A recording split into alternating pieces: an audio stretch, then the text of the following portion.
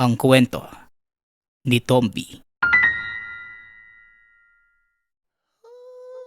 Ang kwentong ito ay hango sa totoong buhay. Mula ito sa isa nating tagapakinig na itago na lang natin sa pangalang Tonton. Taong 1990, San Enrique, Negros Occidental. Nang mga panahong ito, isang mangingisda sa karagatan na sakop ng San Enrique itong si Tonton. Panganay sa 8 magkakapatid at ang ama ay isang paralitiko. Maagang pumanaw ang ina dahil sa sobrang pag-inom. Kaya naman silang magkakapatid ang nagtutulong-tulong upang makaraos sa pang-araw-araw na buhay. Sa tuwing dadaong mula sa pangisda si Tonton, kaagad namang nilalako ng 2 kapatid na babae ang huling isda. Kakain at magpapahinga lang siya saglit. Tapos maghahanda naman ito para maglagak ng mga panggal o yung panghuli ng alimang sa ilog. Sa ganitong paraan ay itatawid ng binata ang pang-araw-araw na pangangailangan, maging ang gamot ng ama. Minsan isang umaga, umuwi si Tonton na walang huli sa kadahilanang nasira ang lambat. Dahil aksidente itong nadaanan ng barko. Medyo malalim na din kasi ang kanilang pinaglalagakan ng lambat at kadalasan ay may napapadaan pang mga barko. Atay, pasensya na po ah. Nasira po yung lambat natin eh. Wala po akong nahuli. Wika ni Tonton. Huwag kang mag-alala Tonton. Gamit lang yon, kayang palitan. Ang bahalaga anak, ligtas kang nakauwi dito. Puntahan mo ang tiyo Ariel mo. Manghiram ka sa kanya ng labay para kahit papano makalakad ka ngayong umaga. Tugon ng ama. Kaagad namang umalis ang binata upang magpunta sa tiyuhin. Hindi naman siya nito tinanggihan. Dahil alam niyang si Tonton na lang ang inaasahan ng mga kapatid at ng imbalidong ama. Kaunting kaalaman. Ang labay ay isang uri ng gamit sa pangingisda na binubuo ng napakahabang linya ng pisi na may mga kawil. Ginagamit itong panghuli ng malalaking isda. Kitang ang tawag nito sa ibang dialekto. Longline naman sa Ingles. Bagaman hindi masyadong gamay ni Tonton ang paggamit nito, wala din siyang nagawa kundi ang makipagsapalaran. Kaagad siyang nanghuli na maliliit na alimasag upang gawing pamain.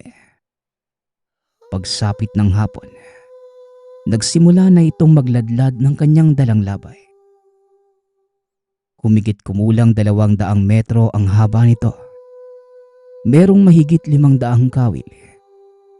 Isa-isa niya itong pinainan sa dalampasigan kasama ang 2 pa niyang kapatid na lalaki. Habang nag-aarya ay tila naramdaman niyang may humila sa pisi. Hindi ito pangkaraniwan. Nakalutang pa ito sa tubig dahil hindi pa niya naibababa ang pabigat. Pinakiramdaman ng binata ang hawak na pisi. Laking gulat niya nang bigla na lang itong hinatak pa ibaba. Sa kasamaang palad, sumabit ang ilang kawil sa damit at nahulog sa tubig. Dali-dali itong naghubad at pinilit sumampa sa bangka. Nang tuluyang makasampa, tinignan niya ang pisi na nooy tuloy-tuloy pa din sa pagbulusok pa ibaba. Hindi na niya ito pinigilan. Sa halip ay naglagay siya ng boya o palitaw sa pinakadulo ng labay. Sa isip-isip ng binata, isang napakalaking isda ang humahatak nito. Kaya hinayaan na lang niyang mapagod bago hatakin. Hanggang sa huminto na ang paghihila nito. Sinimula ni Tonton ang marahang pag-angat ng pisi. Napangiti ang binata dahil kahit bumuhol ang labay, May ilang malalaking isda ang kumagat ng kanyang mga pain. Tuloy-tuloy lang ito sa pagbatak ng labay. Hanggang sa halos nasa dulo na ito. Dito niya napansin ang kakaibang bigat ng pising hinihila. Dahil imbes na lumaban, tila sumasabay ito sa bawat paghatak. Marahan ang ginagawa niyang paghihila dahil ayaw niyang makawala ang kung anumang nilalang na nasa dulo ng labay. Alam ni Tonton sa sarili, malaking isda ang nahuli at laking gulat niya nang tuluyan niyang maiangat ang labay. Dahil isang napakalaking pagi ang kumagat sa pamain. Dali-dali niya itong sinabita na malaking kalawit at tinali sa hulihan ng bangka. Matapos yon, nagpa siya na din itong dumaong. Pinagtitinginan siya ng iba pang mangingisda dahil sa hila-hila na napakalaking pagi. Tinatayang nasa mahigit 80 kilos ang timbang nito at napakahaba ng buntot. Abay insan, nakachamba ka. Siguradong malaking pera yan Wika ng pinsan, tawagin na lang natin sa pangalang Damian. Kaagad nitong tinulungan si Tonto na maiahon ang isda. Dinala nila ito sa bagsakan na kaagad namang binili ng mga komprador. Akmang aalis na sana nang muli itong tinawag ng bumili ng kanyang huli. Ata, hindi mo ba kukunin ng tabak at buntot nito? Abae, sayang naman. Hindi ko din magagamit to Wika ng komprador. Nagtataka naman si Tonton dahil hindi naman niya ugaling mag-ipon ng mga bahagi ng katawan ng isdang nahuli.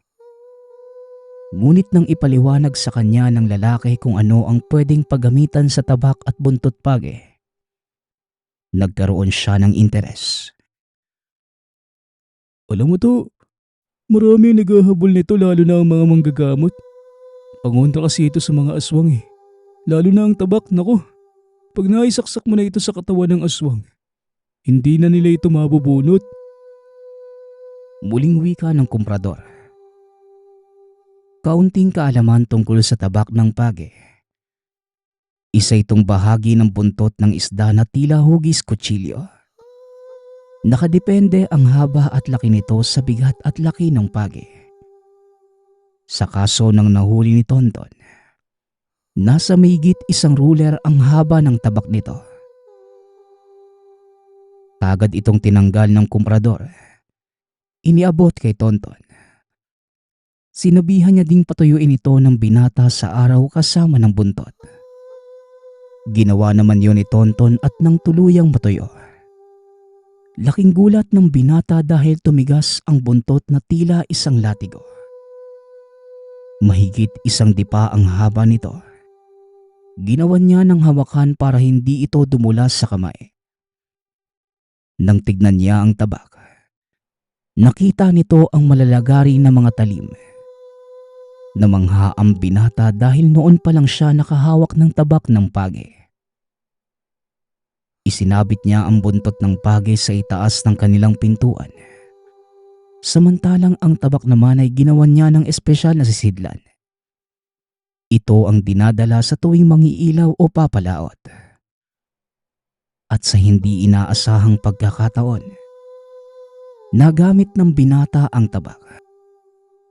Nung minsang nagpasama sa kanya ang tiyuhi na mangilaw ng palos sa ilog. Habang naglalakad papunta sa mababaw na parte, nakarinig si Tonto ng tunog ng isang naglilimlim na manok. Kagad niya itong binanggit sa tiyuhin. Ngunit sinabi nitong ibon lang ang may gawa nun. Hindi na niya ito pinansin. Ngunit sa kalagitnaan ng paghahanap nila ng palos na huhulihin, may biglang tumalon sa putikan. Kapwa silang nagulat at kagad itong inilawan ng tiyuhin. Isang matandang babae ang nakita nilang nakaharap sa kanilang dalawa. Nakabuka ang kamay nito na tila nakahandang sakmalin sila. Napangiti naman ang tiyuhin ni Tonton dahil kilala niya ang matanda. O Aling Tinay, aba gabi na. Ano ginagawa niyo dito sa ilog? Tanong ni Mang Ariel. Hindi naman nagsasalita ang matanda. Sa halip ay umaangi lamang ito sa kanila. Unti-unti din itong naglalakad papunta sa direksyon. At habang papalapit, unti-unting tumatayo ang buhok na matanda. Biglang nanayo ang balahibo ng dalawa. Akmang tatakbo na sana sila ngunit hindi nila nagawa. Dahil hanggang tuhod ang putik na inaapakan nila. Napamura na lang ang tiyuhin ni Tonton. Kagad nitong binunot ang dala niyang itak. Ano ka ba namang aswang ka? Pati ba naman dito sa baryo natin nang bibiktima ka? Wika ni Tio Ariel. Dahil sa hindi sila makakilos na maayos, inantay nilang ang matanda ang makalapit para atakihin ito. Nakatulala pa din si Tonto na mga sandaling yon. Dahil ito ang unang beses niyang makasagupa ng isang totoong aswang. Kagad naman siyang siniko ng tiyuhin. Nang makabalik sa ulirat ay binunot niya ang kanyang daladalang tabak.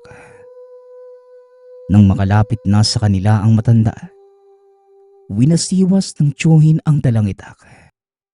Tinatamaan niya ang matanda ngunit tila dumudulas lamang ang talim sa kanyang balat.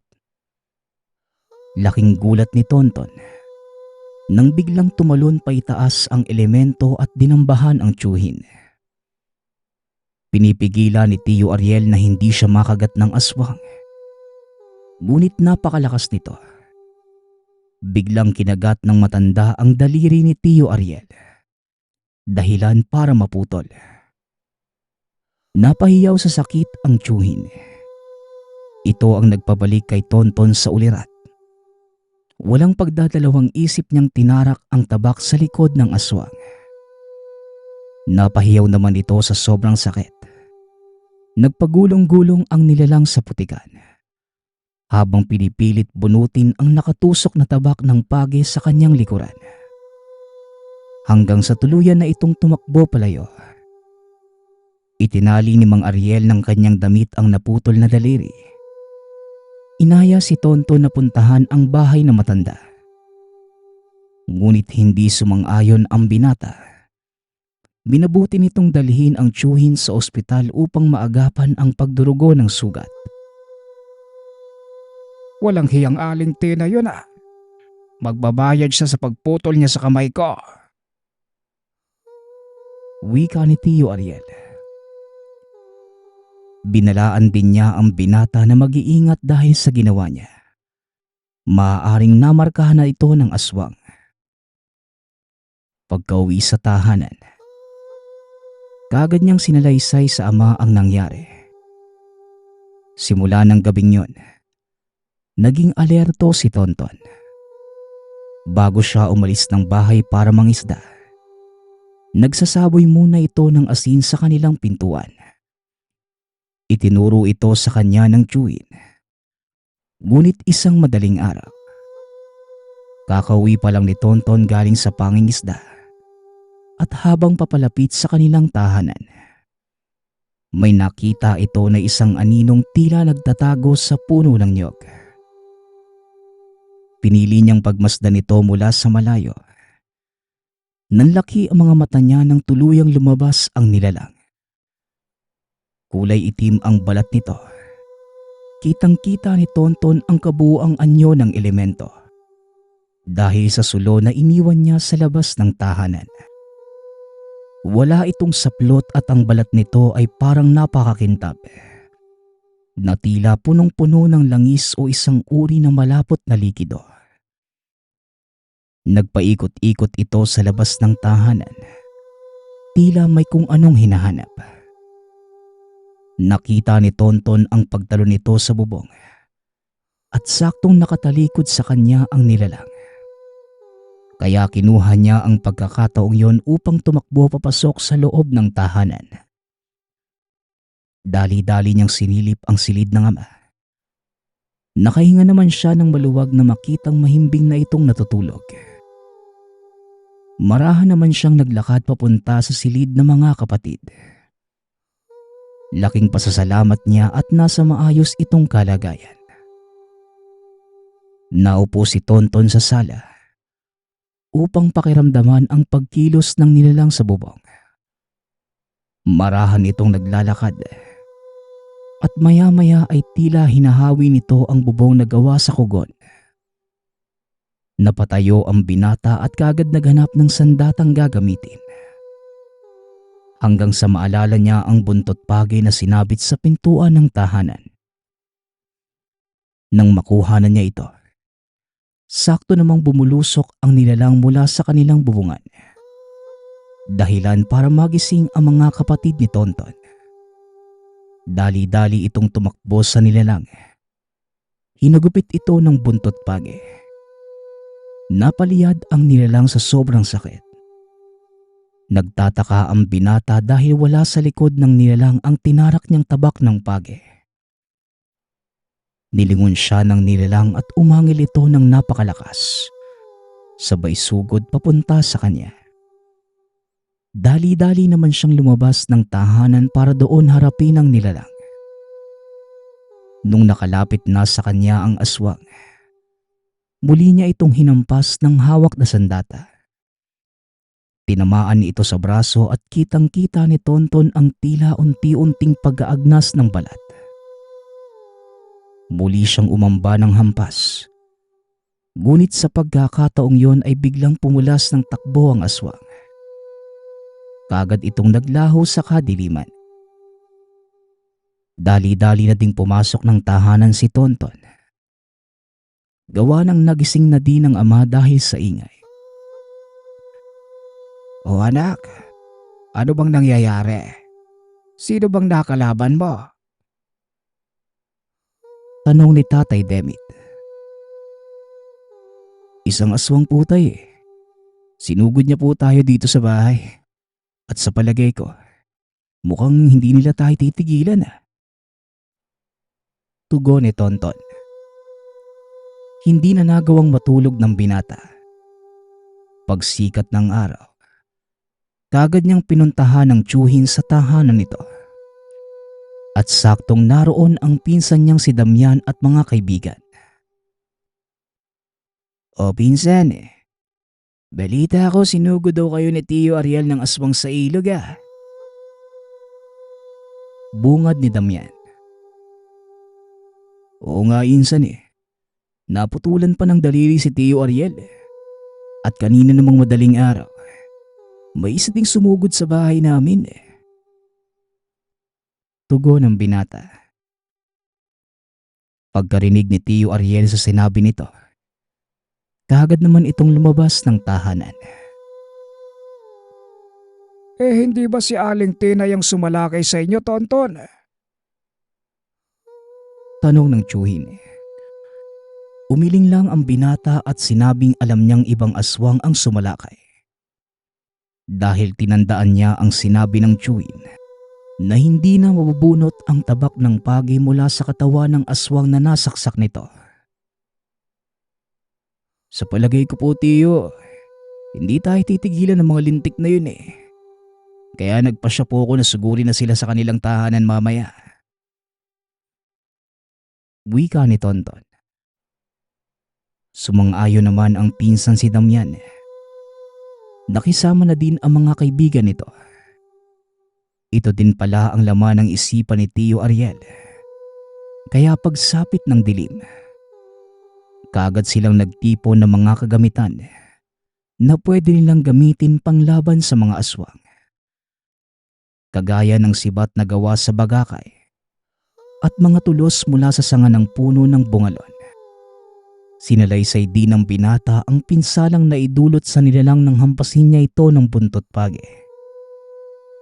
At bilang mga mangingisda din ang pinsan at mga kaibigan, kanya-kanya silang kuha ng mga buntot pagi na inipon nila sa kani-kanilang tahanan. Nang matipon na nilang lahat ang kanilang kailangan, kaagad na din silang lumakad papunta sa tahanan ni Aling Tinay. Nagulat ang mga tao sa kanilang barangay na makita ang mga kabataan na may dalang sulo, sibat at buntot page. Dahil sa pagtataka, sumunod ang ilan sa kanila papunta sa tahanan ng aswang. Pagkarating nila doon, nakita nilang nakaupo sa atangan ng bahay nito ang isang lalaki. At ayon kay Tio Ariel, ito ang anak ni Aling Tinay. Nakatingin ito sa kanila ng masama. Biglang tumayo. Naglakad ito papalapit sa mga taong bayang nagtipon sa harap ng tahanan. Anong ginagawa niyong lahat dito sa bakura namin? Bakit may dala kayong mga sulo? Bungad na tanong nito. Kaagad namang sumigaw si Damian bilang tugon. Hoy! Huwag ka nang magmaang-maangan, Fausting. Ilabas mo ang nanay mong aswang. Mga walang hiya kayong aswang kayo. Sigaw ni Damian. Bigla namang kumunot ang noo ni Osting na tila walang nalalaman. Ano bang ibig mong sabihin, Damian? Mag-iingat ka sa mga bintang mo at baka ipakulong ko kayo dahil sa pagsugod niyo sa tahanan ko. Wika ni Osting. Ngunit nagmatigas si Damian. Akmang susuguri na sana niya ang tao nang bigla itong awatin ni Tonton. Sandali lang, insan. Osting, sinalakay kami ng tiyuhin ko nung nakaraang linggo. Habang nangiilaw kami sa ilog, positibong nakilala ni Tio Ariel ang nanay mo. Kaya hanggat maaari, makipagtulungan ka at umamin ka sa mga nangyari. Wika ni Tonton. Ngunit nagalit si Osting at kumuha ito ng itak sa loob ng tahanan. Maya-maya ay narinig ni Tonton na tila may nagsasagutan sa loob ng bahay. Nagkakandahulog na din ang mga gamit. Nagpa siya ang binatang pasukin na ito upang tignan, ngunit mahigpit niyang sinabi sa mga kasamahan na siya na lamang mag-isa ang papasok. At nang nasa pintuan na ito, nakita niya ang isang matandang babae na pinipigilan si Osting. Nakatalikod sa kanya ang matandang babae. Ngunit nakilala niya ito. Wala din ang tabak ng paging itinarak niya sa likuran. Sandali lang, Osting. Uminahon ka muna. Patawarin mo kami. Maaaring nagkamali nga kami na napagbintangan. 2 beses kasi akong sinugod ng nilalang sa bahay namin.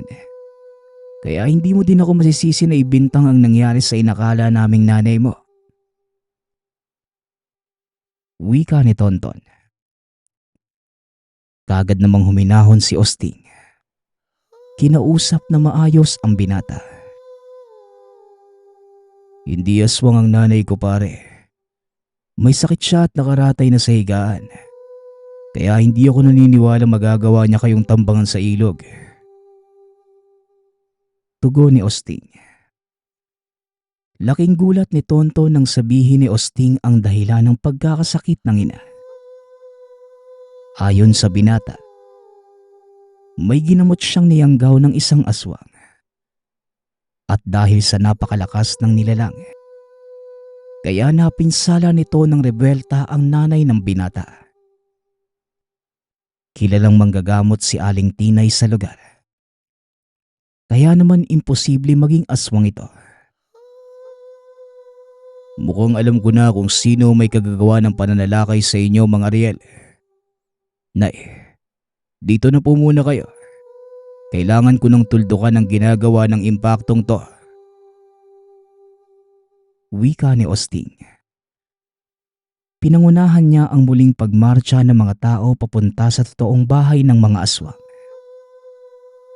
Habang nasa daan, Isinasalaysay nito kay Tonton na ilang beses na din niyang sinubukang sugurin ang mga nilalang. Ngunit palagi siyang pinipigil ng ina sa kadahilanang nag-iisa lamang ito at kulang sa kaalaman at sandata. Ngunit sa pagkakataong yon, nagkaroon ng kumpiyansa ang ina na magagawa nilang talunin ang elemento. Pagkarating nila sa mismong tahanan ng aswang, medyo nasa dulo na ito ng ilog at sakop na ng kabilang barangay. Kaagad namang napatakip ng ilong ang mga kasamahan dahil sa nakakasulasok na amoy na tila nabubulok na laman ng tao. Napansin din nilang walang tao sa loob ng kubo, kaya napagpasyahan nilang pasukin na ito. Laking gulat nila nang buksan ng pinto dahil 2 patay na katawan ng tao ang nakita. Isang matandang babae na nakadapa sa sahig at isang lalaking halos kaedad lamang ni Tio Ariel na nakaupo naman sa sulok ng silid. Inilawan nila ang mga bangkay. Dito nakita ni Tonton ang mga latay sa braso at dibdib ng lalaki. Ito yung aswang na sumalakay sa tahanan at mas lalong nakumpirma ang hinala niya nang makita ang tabak ng buntot pagi na nakabaon sa likod ng patay na katawan ng matandang babae. Nang malaman nilang patay na ang mga ito, kagad naman nilang sinunog ang kubo. Nakahinga na din ng maluwag si Tonton at ang iba pa dahil napatunayan nilang totoo ang mga aswang. Isinalaysay din sa kanya ni Osting ang dahilan ng kamatayan ng mga ito.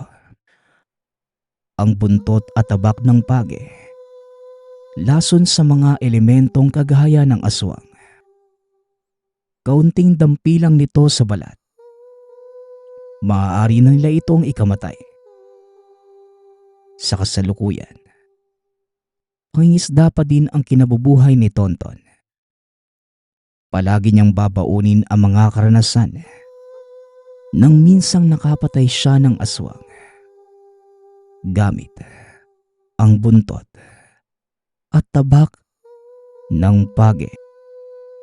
Ang susunod nating kwento ay mula sa isa nating tagapakinig. Naitago na lang natin sa pangalang Ismael. Taong 1980. Probinsya ng Leyte.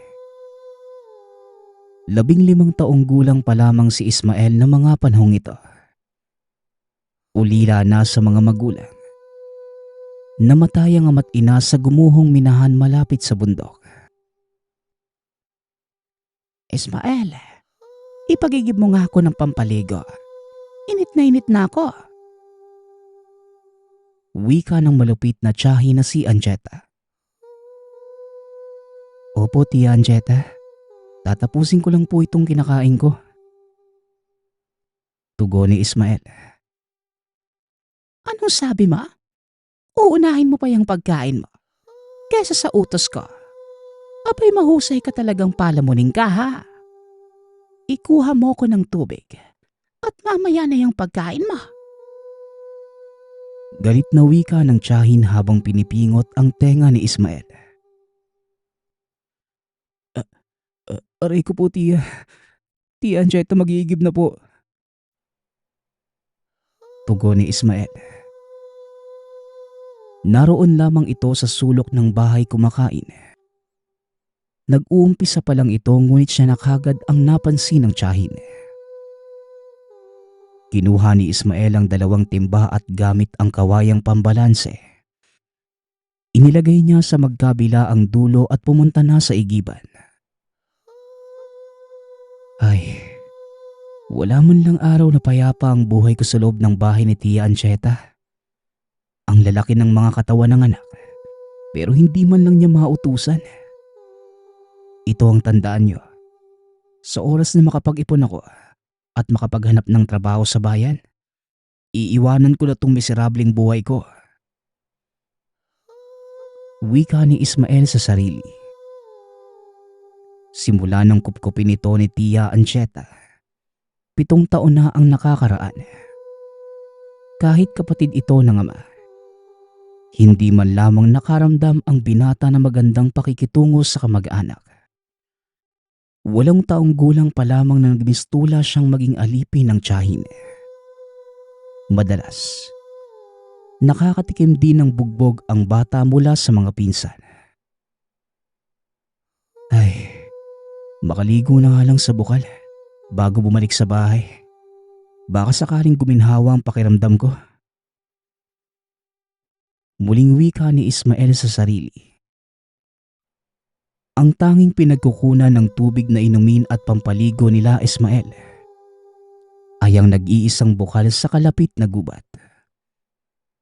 Bagamat may kalayuan ay ayos lang sa kanya. Mas nagiging panatag ito sa kagubatan kumpara sa buhay sa tahanan. Pakiramdam ng binata, ayaw ni Tia Ancheta na nakikita siyang nakaupo o nagpapahinga man lang. Habang nasa daan, kumakanta na lamang si Ismael at inaalala ang masayang panahon. Nakasama pa ang matina. Uy teka, mukhang hinog na yung bayabas na yun. Sakto, nagugutom na ako eh. Wika ni Ismael. Binaba ng binata ang mga timba at kagad nilapitan ang makintab na bayabas na sinlaki ng kamao. Marahan niya itong pinitas at sinabing, "Mamaya ko na nga to kakainin pagdating sa bukal. Masarap to habang naliligo eh." Bulong ng binata sa sarili. Ilang minuto lang ay narating na niya ang bukal. Umaagos mula sa maraming bato sa ilalim ng dalakit ang malamig na tubig. Hindi alam ni Ismael kung sino ang may gawa. Ngunit mula sa bukal ay may pabilog na hukay na purong bato, pati ang ilalim. Dito naiipon ang tubig na nagmumula sa puno. Madalas na namamalagi ang binata sa lugar, lalo na kapag masama ang loob at gustong magpalipas ng oras. Tila naging sumbungan na ng binata ang bukal sa lahat ng hinanakit sa buhay. Ipunesto na niya ang timba at kagad na pinuno ng tubig. "Tabi-tabi po, manghihingi lang po sana ng tubig, pampaligo ng malupit kong tiyahin." Wika ng binata na tila nagsusumbong sa bukal. Matapos punuin ang mga timba, tinanggal na niya ang pangitaas at naligo sa gilid ng bukal. Masayang naliligo si Ismael sa malamig na tubig hanggang sa naalala ang bayabas. Kinuha niya ito upang makain. Ngunit biglang may bata na lumabas mula sa likod ng puno. Babae na may napakahabang buhok. Sa tansya niya ay kaedad niya lamang ito. Napakaganda ng batang babae. Nakangiti itong kumakaway sa kanya. Uy, mukhang masarap yung hawak mong bayabas ah. Wika ng batang babae. "Oo nga eh, siguradong masarap to. Nadaanan ko kanina habang pupunta ako dito sa bukal eh. Teka, sino ka nga pala? Ngayon lang kita nakita dito ah." Tanong ni Ismael. Ganun ba? Ako nga pala si Catalina. Yun ang tawag nila sa akin eh. Siguro hindi lang tayo nagtatagpo. Pero matagal na ako nandito. Ang sarap maligo sa bukal, no? Tugon ni Catalina. "Oo, minsan nga mas gusto ko pa dito kaysa sa bahay ng tiyahin ko eh. Gusto mo ba sa'yo na lang tong bayabas? Kukuha na lang ako ulit pag uwi ko. Eto." Wika ni Ismael habang inaabot ang prutas sa babae. Marahang naglakad papalapit sa kanya si Catalina. Kinuha ang prutas mula sa mga kamay. Maraming salamat dito, Ismael. Sige na, maligo ka na dyan. Kakainin ko lang to. Tugon ni Catalina. Nagtataka naman si Ismael. Paanong nalaman ng babae ang pangalan? Eh hindi pa naman siya nagpapakilala. Ngunit gayunpaman, hindi na niya ito gaanong pinagtuunan ng pansin dahil mukha namang mabait si Catalina. Ay, ang sarap talaga ng tubig dito. Sana walang sumira ng bukal na to. Ito lang ang takbuhan ko kapag malungkot ako eh. Pakiramdam ko, may mga tengang handang makinig sa mga pagsusumbong ko. Parang ganun. Muni-muni ni Ismael sa sarili. Nakangiti namang nakamasid sa kanya si Catalina habang nakaupo sa batuhan at kinakain ang bayabas. Ismael, masaya ka ba sa mga kamag-anak mo? Tanong ni Catalina. Masaya? Ano bang klaseng tanong yan? Kung hindi nga lang delikado dito sa gubat kapag gabi, baka dito na ako tumira. Nagpapasalamat naman ako sa tiyahin ko, pero hanggang doon lang. Hindi ko kahit kailan naramdaman ang pagmamalasakit mula sa kanila. Mas masarap pa nga ang kinakain ng alaga nilang aso kumpara sa akin eh. Tugon ni Ismael. Magsasalita pa sana si Catalina. Ngunit biglang nakarinig ng ingay mula sa unahan ng bukal.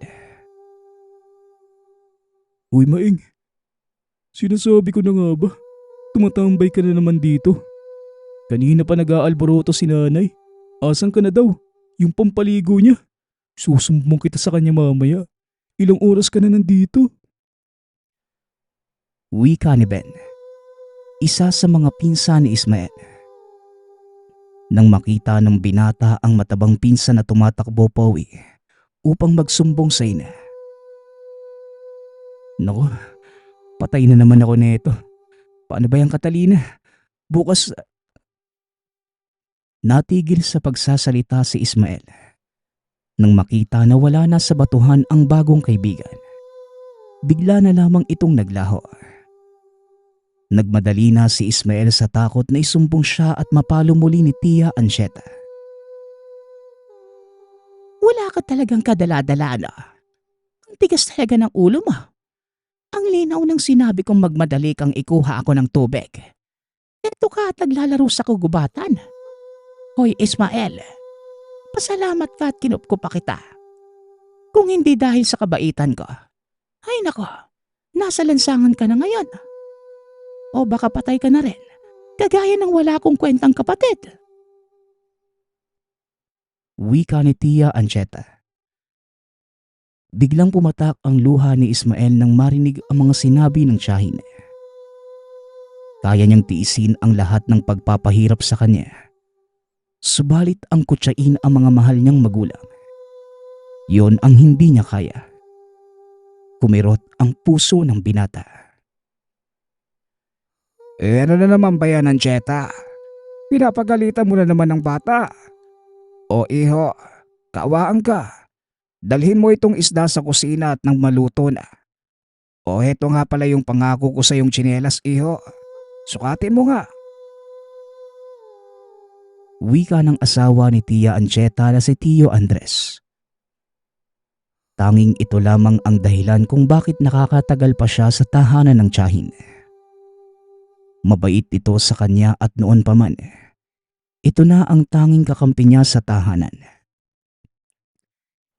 Yan sige, kampihan mo na naman yung pamangkin mong magaling. At may pasalubong ka pa sa kanya. Samantalang sa mga anak mo palaging wala. Wika ni Tia Ancheta.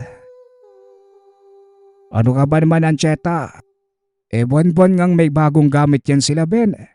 Samantalang noong nakaraang taong ko lang nabilhan ng gamit itong pamangkin ko. O ito yung sahod ko. Ikaw na ang bahalang mag-budget at nang lumamig naman yung ulo mo.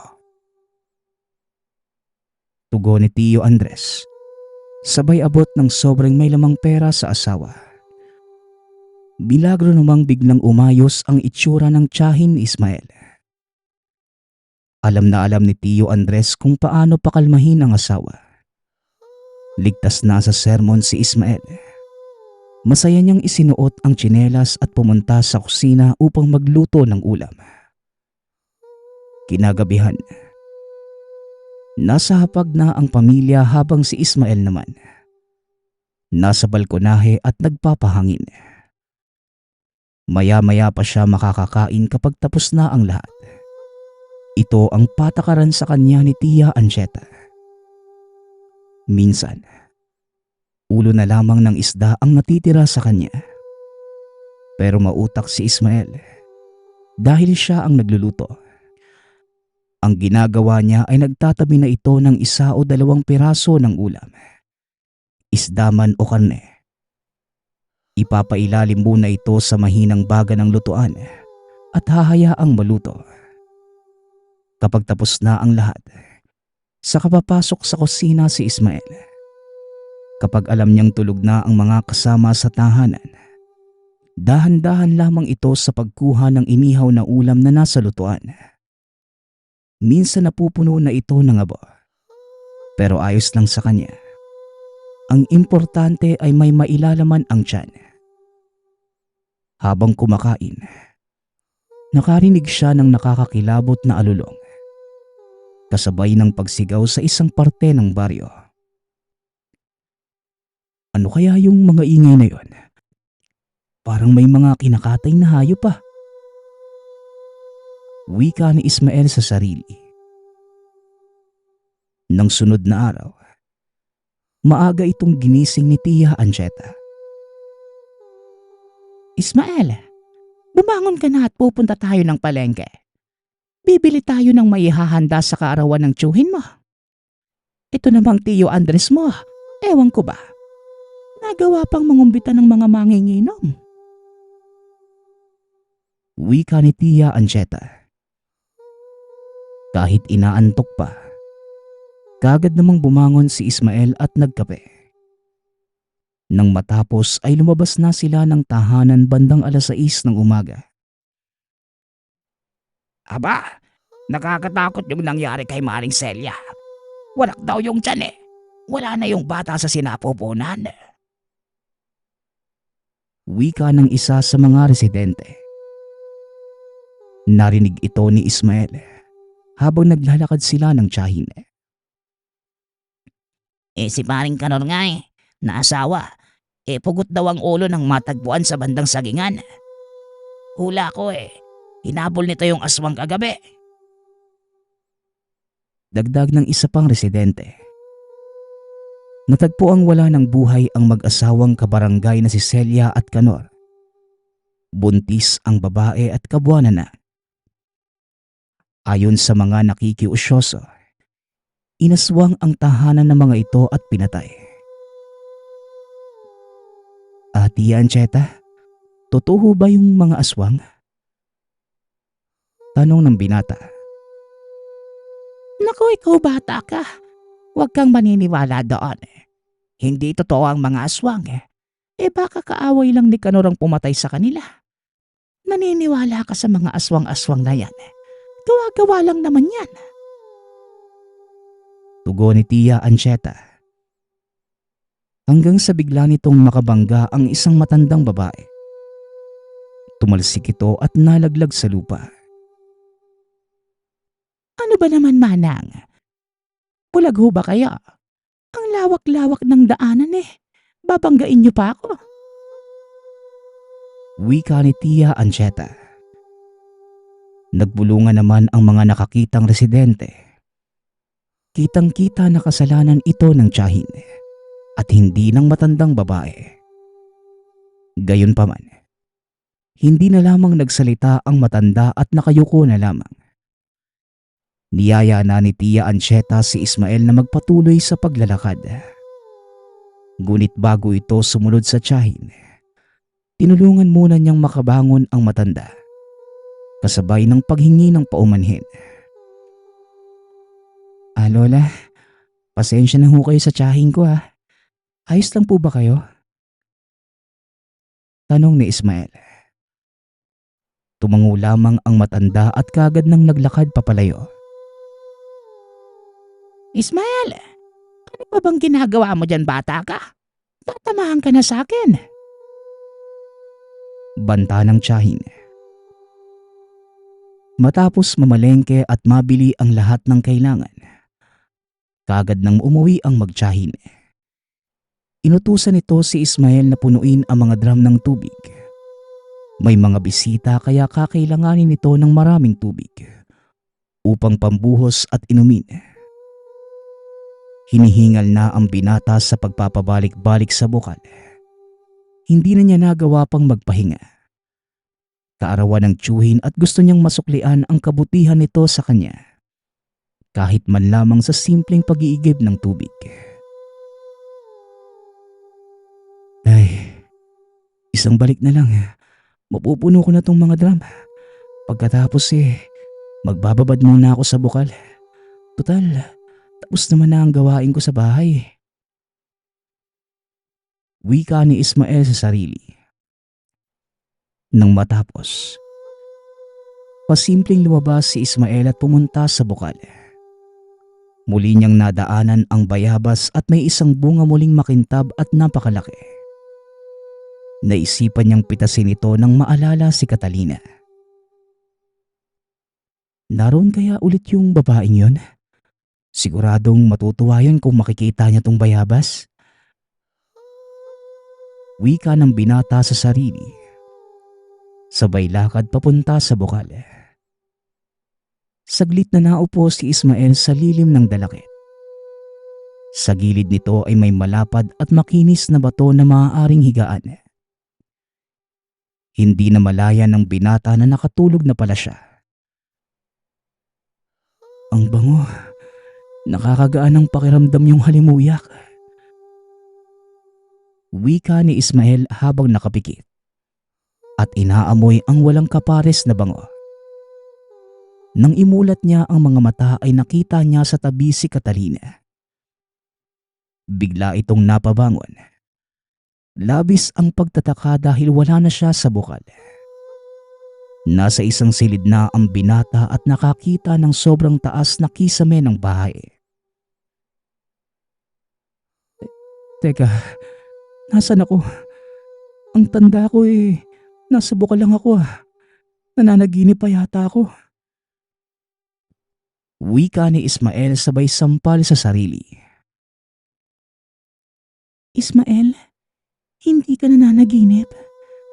Narito ka ngayon sa lugar namin. Batid ko ang pagod at gutom mo. Halika, kumain ka muna. Wika ni Catalina. Kasabay ng marahang pag-abot ng kamay kay Ismael. Naalala ng binata ang bayabas na nasa bulsa. Kaagad niya itong kinapa at pinunasan. Sabay abot sa kaibigan. Catalina, ito nga pala bayabas. Baka gusto mo. Pinitas ko talaga yan para sa'yo Wika ni Ismael. Nakangiting inaabot ang bayabas kay Catalina. Pagkarating sa labas, nakita ni Ismael na tila may handaan. Maraming bisita ngunit hindi niya maaninag ang muka.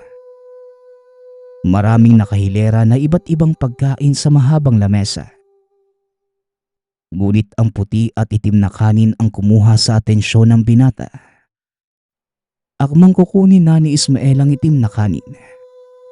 Ngunit pinigilan ito ni Catalina. Huwag na muna yan ang kainin mo. Marami tayong handa sa unahan. Doon ka na muna mamili. Wika ng babae. Nang matapos makakain si Ismael, kaagad itong tinanong ni Catalina kung nabusog ba siya sa kinain. Ano Ismael? Masarap ba ang mga pagkain? Tanong ng dalaga. Oo, ang sarap. Sayang nga wala sila Tio at Tia Anjeta dito. Hindi nila matitikman itong mga kakaibang handa nyo. Tugon ng binata. Napangiti naman ang babae. Halika na Ismael.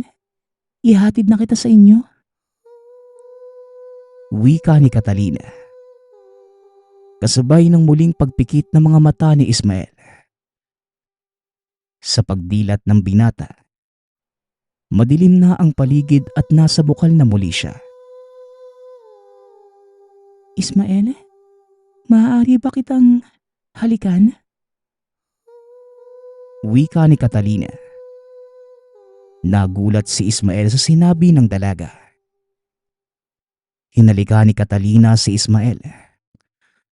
Kasabay ng paglipat ng itim at puting bagay mula sa bibig ng babae papunta kay Ismael. Tunay kang puro, Ismael. Sa kabila ng pagmamalupit sa iyo ng tiyahin mo, kapakanan pa din nila ang nasa isipan mo. Alam kong tama ako na ikaw ang pinili ko. Tanggapin mo ang basbas ng dalakit nun. Wika ni Catalina. Doon lamang nalaman ni Ismael na hindi normal na tao ang kaibigan. Isa pala itong dalakit nun. Itim na engkanto na namumuno sa mga nilalang. Nakagaya ng mga aswang at maligno. Kung hindi mo sa akin inabot yung bayabas kanina, hindi na sana kita pinigilang kainin yung itim na kanin. Kung nangyari man yun, magiging kaisa ka na namin. Pero merong batas ang angka namin. Sa oras na makatanggap kami ng regalo mula sa mundo ng mortal, mapapasailalim ito sa aming proteksyon. Ismael, maraming salamat. Itinuturing ka nilang kaibigan habang buhay. Wika ni Catalina na bigla na lamang naglaho. Bumalik sa ulirat si Ismael. Totoo ba ang lahat ng yun? Teka, gabi na pala. Ilang oras na ba ako nakatulog? Wika ni Ismael. Kasabay ng paglalakad ng binata, narinig niya ang iba't ibang kaluskos sa kakahuyan. Nang mapunta sa unahan, naaninag niya na may taong nakaupo. Mas malaki ito sa kanya at nang humarap, nagliwanag ang mga mata ng nilalang nang tumama ang sinag ng buwan. Nanlumo si Ismael. Doon lamang napagtanto na aswang pala ang nasa harapan. Umangil ito at akmang pasugod na sa kanya. Sinunggaban nito ang binata at nagpagulong-gulong sila sa damuhan. Walang magawa si Ismael. Malakas ang aswang kaya sinakal siya ng nilalang at diniin sa lupa. Ngunit nang sasakmali na sana ang leeg ni Ismael, nagliwanag ang palawit ng kwintas ng binata. Hindi ako makapaniwalang ang isang mahinang nilalang na kagaya mo nakakatanggap ng basbas mula sa mga dalakit noon. Maswerte ka, mortal. Umalis ka na dito sa gubat. Hindi ka dapat gumagala sa teritoryo namin ng ganitong oras. Alis na! Wika ng nilalang. Sa sobrang takot ay hindi na nagsalita pa si Ismael. Kaagad na itong tumakbo paalis ng lugar. Nanginginig pa uwi ng tahanan ang tuhod. Ngunit pinilit ng binata ang sarili na tumakbo. Kakaiba ang pakiramdam ni Ismael na mga panahong yon. Sa tagal na napapadaan sa lugar, doon lamang nakita ng binata ang iba't ibang uri ng nilalang. Kagaya ng kapring nakahiga sa puno habang pinagmamasdan siyang dumaan. Matinding kilabot ang naramdaman ng binata. Hindi niya lubos maisip na ang mapayapang gubat na palaging pinapasyalan, tahanan pala ng mga kakaibang nilalang at elemento. Ibig ba sabihin nito, hindi pa naginip ang mga nangyari kanina? Engkanto talaga si Catalina. Wika ni Ismael sa isipan. Hindi na pinansin pa ng binata ang mga matatalim na damong humihiwa sa balat.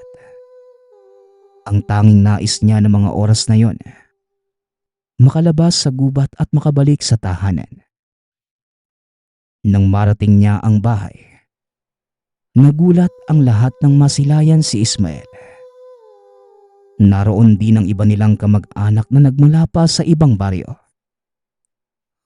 Nang silipin niya kung ano ang nasa loob, nabigla ang binata. Nakaratay na si Tia Ancheta. Ismael, ikaw na ba yan? Nakong bata ka. Saan ka ba nagpunta? Wika ni Tio Andres. Tio, ano po bang nangyari kay Tia Ancheta? Bakit wala po siyang malay? Ayos lang po ba siya? Tanong ni Ismael. Hindi din namin alam eh. Magmula nung matapos yung handaan ng nakaraang kaarawan ko 1 linggo na ang nakalilipas. Hindi na nagising si Tia Ancheta mo. Ayon sa manggagamot napaglaruan daw. Pero hindi nila magawang bawiin ang espiritu ni Tia Ancheta mo. Lubhang balakas ang galit ng nilalang na may gawa nito sa kanya. Ang mas nakakapanlumo, gayong gabi na lang ang taning na manggagamot. Kung hindi maaagapan, tuluyan ang mawawala ang tiyahin mo. Kaya pinatawag ko na mga kamag-anak niya para maghanda kung sakaling pumanaw na ito. Pagpapaliwanag ni Tio Andres. Ha? 1 linggo? 1 araw lang ah. Teka, ganun ako katagal na wala? Wika ni Ismael sa sarili. Nang tumingin ang binata sa labas ng bakuran, nakita niya ang parehong matandang nabangga ng tiyahin. Tila may bulong sa kanya na lapitan nito. Ale, kayo ho yung nakasalubong namin noong pumunta kami sa palengke, di ba? Tanong ni Ismael. Biglang nagpalit ng anyo ang matanda at ang nakita ay walang iba kundi si Catalina. Ako to, Ismael. Hindi naman lingid sa kaalaman mo ang kalagayan ng tiyahin mo. Dahil na rin sa mga kilos niya at pagtrato sa ibang tao. Narito ako upang tanungin ka. Nais mo pa bang gumaling ang tiyahin mo o gusto mong isama ko na siya sa mundo namin? Tanong ni Catalina. Naku, wag naman sana tayong umabot sa ganun. Ako na ang humihingi ng tawad sa iyo, Catalina. Baka sakaling magbago pa ang ugali ni Tia Ancheta Ipapaliwanag ko sa kanya ang maling kilos niya. Pagpasensyahan mo na. Tugon ni Ismael. Tunay kang kakaiba, kaibigan. Pagbibigyan kita. Subalit sa isang kasunduan. Muling wika ng babae. Sige, kahit ano pa yan. Mapagaling lang ang tiyahin ko. Tugon ni Ismael. 50 taon mula ngayon. Susunduin kita. Doon ka na mamamalagi sa mundo namin at magiging kaisa. Hindi ka rin maaaring magkaroon ng pamilya sa mundong ito. Tinatanggap mo ba? Tanong ni Catalina. Wala namang nagawa pa si Ismael kundi pumayag. Napangiti at biglang naglaho si Catalina. Kasabay ng iyakan ng mga kamag-anak sa loob ng bahay. Milagrong bumangon si Tia Ancheta at kagad na nanghingi ng may inom na tubig. Ikwinento nito kung saan siya napunta noong mga araw na nawalan siya ng malay. Malinaw na nailarawan ng tiyahin si Catalina. Ngunit tikom lamang ang bibig ni Ismael. Hanggang sa lumipas ang ilang araw, linggo, buwan at taon. Unti-unti namang nagbago ang pakikitungo sa kanya ni Tia Ancheta. Subalit 2 buwan lamang ay nagpaalam na si Ismael. Napupunta sa kabayanan upang hanapin ang sariling kapalaran.